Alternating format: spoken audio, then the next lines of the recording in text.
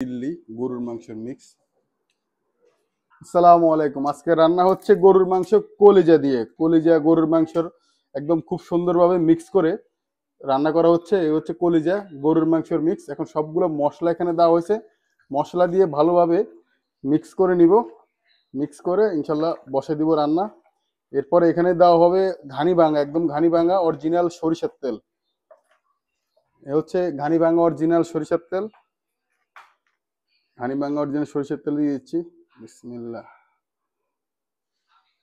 এখন তেল দিয়ে ভালোভাবে মাখাই দিলাম। এখানে কিছু দারুচিনি দিয়ে দিব।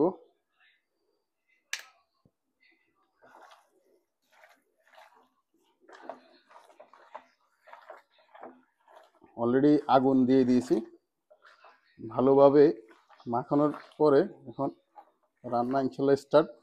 টক দই এখন দিচ্ছি না, টক দইটা দেওয়া হবে একটু পরে, যখন মাংসটা পানি ছেড়ে দিবে তখন টক দই দেওয়া হবে। এখন টক দই দিচ্ছি না। মাংসের কালারটা দেখেন, মাশাআল্লাহ খুবই সুন্দর একটা কালার আসছে। এখনো মাংসের মধ্যে কিন্তু পানি দিই নাই। এটা হচ্ছে কলিজার আর মাংসের যে একটা নিজস্ব পানি, ওই পানিটাই বের হইতেছে।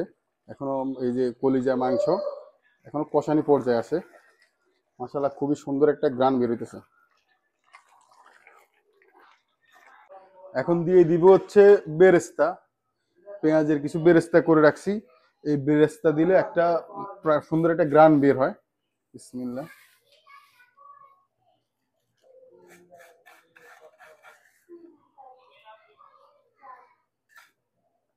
যে পেঁয়াজের বেরেস্তা দিয়ে ভালোভাবে নেড়ে দিব।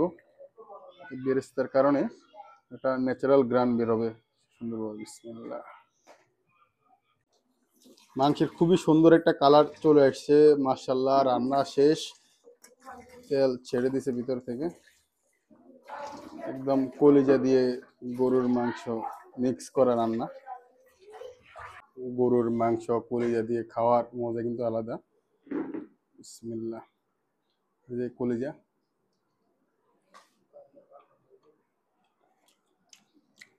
মাশাআল্লাহ মাশাআল্লাহ। মাংসটা খুবই সফট এবং মজে গেছে ভালোভাবে।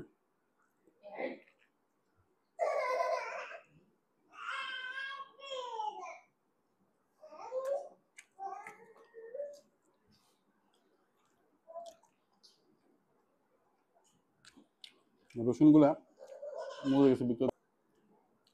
এই যে এখানে তিল্লিও আছে মাংসের সাথে। এই তিল্লি মিক্স করা কলিজা, তিল্লি, গরুর মাংসের মিক্স।